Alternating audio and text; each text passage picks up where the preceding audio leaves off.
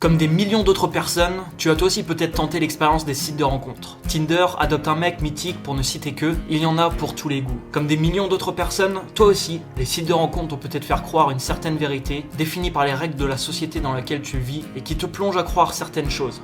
La triste réalité, c'est que si selon les codes de la société dans laquelle tu vis, tu ne fais pas partie du petit pourcentage de personnes qui physiquement représentent d'après ce qu'on essaye de te faire croire l'idéal masculin ou féminin, tu vas passer des heures sur ces sites et ces applications pour des résultats très maigres, voire inexistants. A votre avis, qu'est-ce que cela provoque quand un mec qui a passé des dizaines d'heures sur Tinder à liker une centaine de filles de sa région se retrouve avec 2 ou 3 matchs qui débouchent sur aucune rencontre? Qu'est-ce que cela va provoquer chez toi si c'est ton cas?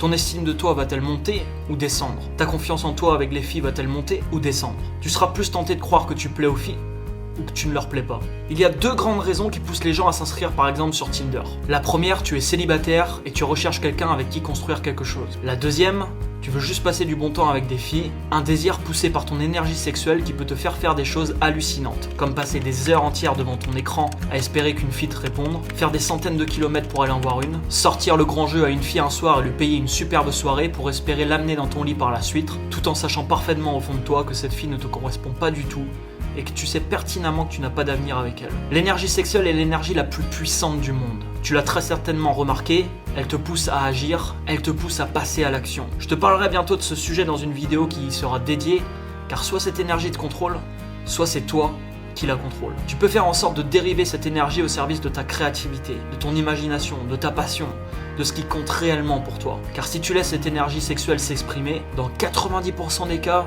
tu seras déçu. Tu te diras à toi-même, merde, j'ai perdu tellement de temps pour réussir à coucher avec cette fille, tout ça m'apporte quoi au final? Est-ce véritablement ce que je recherche? Et je te pose maintenant la question, est-ce que c'est vraiment ce que tu recherches? Cette prise de conscience, elle viendra toujours après avoir déchargé cette énergie, jamais avant. Pourquoi? Car juste après avoir déchargé cette énergie, ta conscience refait surface et tu commences de nouveau à réfléchir de manière cohérente. Vous savez ce que 90% des gens qui trompent leur conjoint ressentent moins de 5 minutes après l'acte? Les personnes regrettent, elles sont déçues d'elles-mêmes, parfois même elles se dégoûtent. Pourquoi un tel changement en l'espace de seulement quelques minutes? Tout simplement car l'énergie sexuelle a été évacuée et la conscience refait alors surface. Je t'en parle rapidement dans cette vidéo, car de mon point de vue, si tu es inscrit sur ce type de site et application pour cette deuxième raison, c'est une énorme perte de temps et un gaspillage d'énergie qui pourrait être utilisé de manière beaucoup plus bénéfique dans ta vie. Ce cycle n'a aucune fin.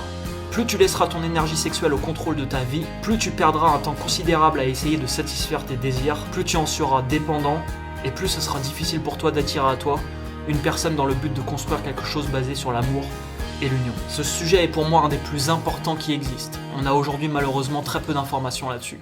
Revenons-en à Tinder. Sur quoi les filles te jugent?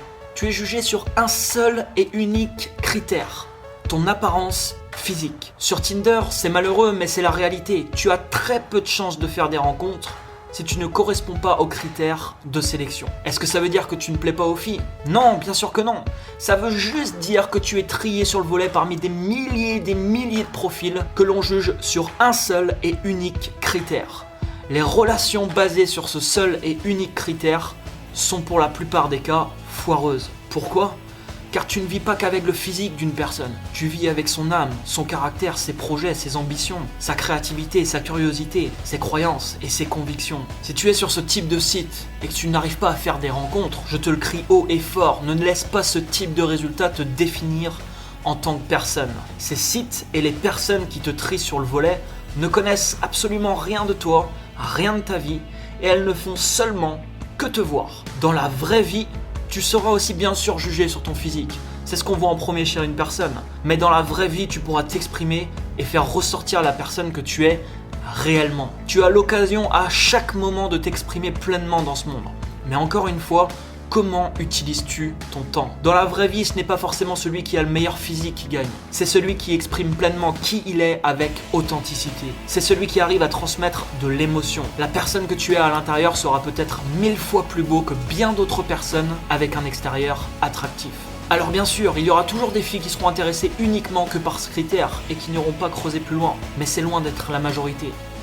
Bien entendu, il est important que les personnes se plaisent un minimum physiquement pour construire une relation. Mais tu n'as pas besoin pour autant de faire partie des mannequins de ta région pour parvenir à vivre une relation extraordinaire avec une personne qui l'est tout autant. Tu peux aussi bien sûr avoir les deux, un aspect extérieur et intérieur attractif. Il n'y a pas de règles et il n'y a aucune généralité à faire dans ce domaine. Pour conclure cette vidéo, je finirai par te dire que si tu recherches une relation, tu n'as pas besoin de plaire à une centaine de filles. Tu as besoin de plaire à une fille. Tu as juste besoin de plaire à la bonne fille. On reparlera ensemble de ce sujet prochainement. Partage cette vidéo, abonne-toi à cette chaîne et mets-moi un énorme like juste en dessous. À très bientôt.